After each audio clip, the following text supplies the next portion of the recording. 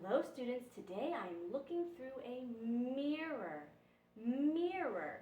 Do you know what letter we're learning today with mirror? The letter M. Today we're learning the letter M. M says for milk. Milk. M says for milk.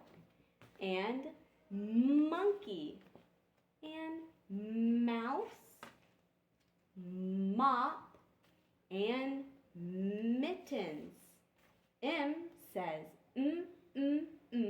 for